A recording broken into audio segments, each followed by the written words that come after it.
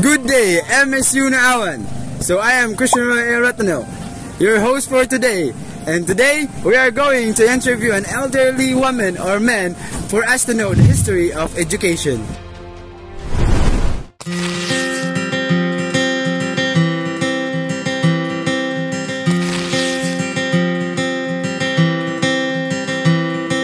So aniya tadanin no sa poblasyon na Awan, Misamis Oriental, Atbang sa MSU na Awan.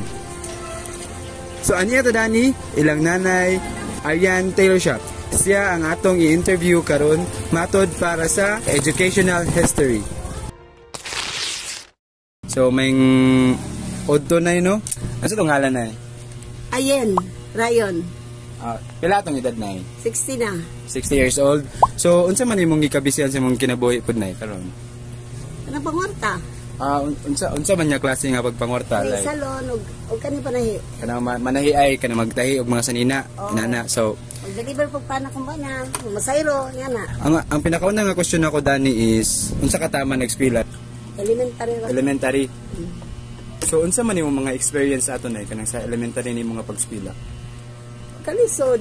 Mga kalisod. Oo, wala ko ka-eskwela guys school kay pobre ako mama. Yan na pang panginabuhi niya mingo pag sa una bisag tanod baglasod palit ako mama.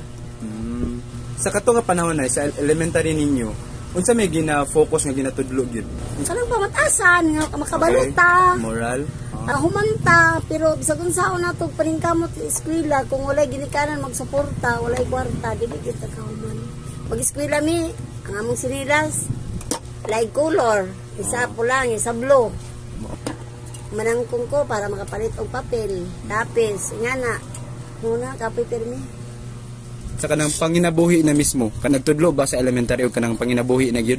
Gitudloan pud ni. Pero unsa nga mga pamaagi sa mga panginabuhi? Kanang maghuman daw mig eskwela para gaan na ang among panginabuhi, makatrabaho mi.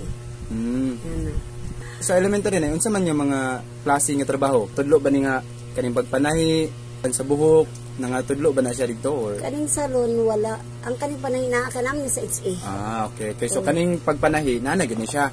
Kanila ang salon, ikaw lang gyud nakapanani, ikaw ni sa buhol na akong nanay adto sa buhol eskwela ni. Sa tibuok nimo nga experience na unsa man dako ba tog parte ang kuan, dako ba tog parte nga nakaskwela ka?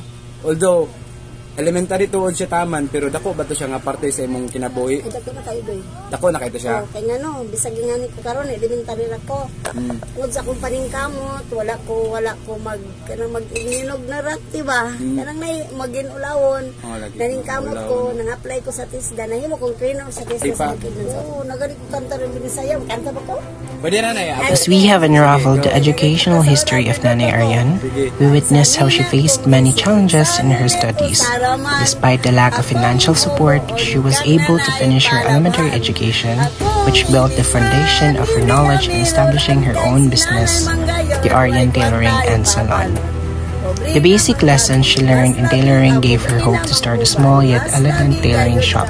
Her educational journey did not end in elementary. She continued to learn about salon management, and now she proudly holds 7 certificates of acknowledgement, which she keeps and display in her shop. Nanay Arian's story shows that even simple education with hard work and determination can lead to success. So